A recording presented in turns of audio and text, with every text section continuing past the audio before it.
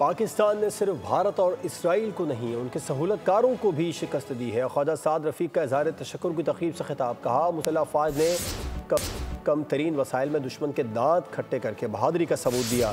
رانا مشہود بولے، بہت سے لوگوں کو سمجھ آ گیا کہ مسلح افواج پاکستان کے لیے بہت ضروری ہے، دنیا پاکستان کی قوت کو مان رہی ہے۔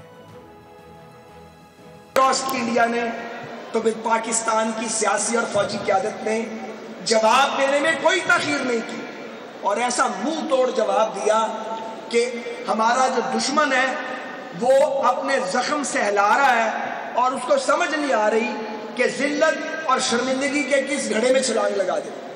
کہ اللہ تعالیٰ کا کرم ہے۔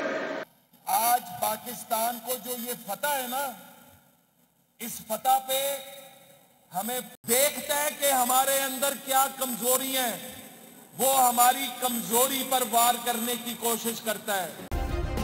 سبسکرائب کریں اور بیل دبائیں تاکہ کوئی خبر رہ نہ جائے۔